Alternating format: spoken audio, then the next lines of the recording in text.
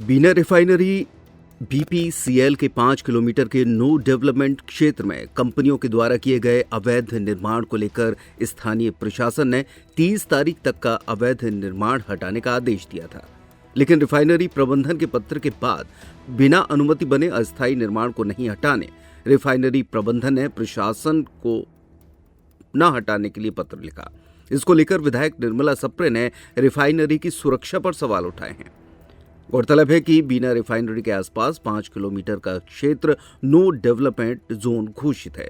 यहां बिना अनुमति किसी भी तरह का स्थायी या अस्थायी निर्माण वर्जित है।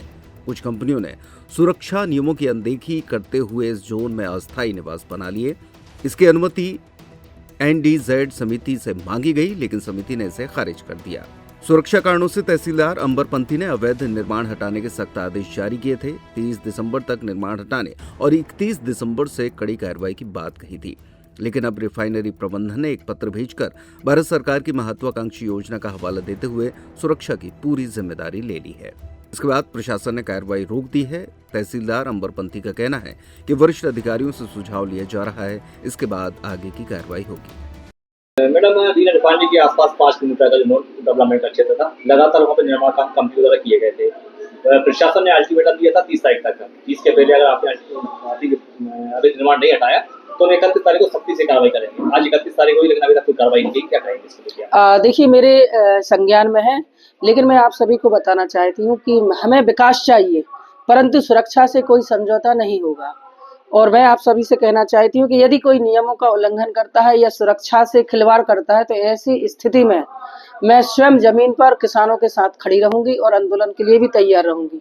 मेरा आप सभी से कहना है कि निरंतर जिस तरह की कंपनियां अवैध निर्माण कर रही हैं और नो डेवलपमेंट जोन जो समिति बनाई गई है उसमें सारे अधिकारियों ने उस पर अपनी असहमति भी जताई है। इसके बावजूद भी वहां पर लगातार अवैध निर्माण हो रहा है। बिना परमिशन के कंपनियां वहां पर निर्माण कर रही हैं, तो इनकी सुरक्षा की जिम्मेदारी कौन लेगा?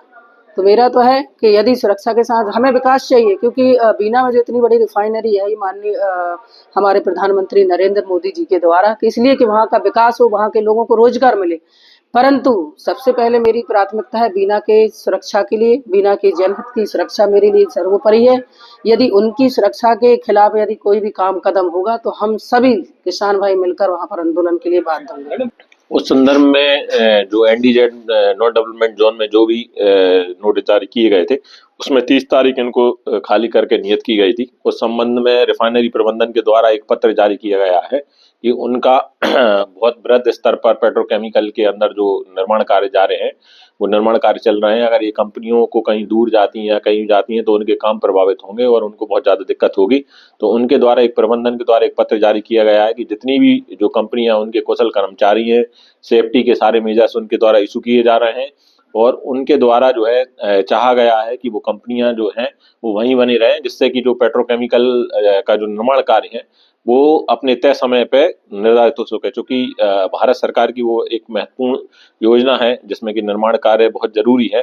इस कारण से रिफाइनरी प्रबंधन के द्वारा जो पत्र दिया गया उसके आधार पर अभी उस कार्रवाई को रोका गया है और वरिष्ठ कार्यालय से इस संबंध में मार्गदर्शन चाहा गया है कि इस संबंध में क्या कार्रवाई की जाए।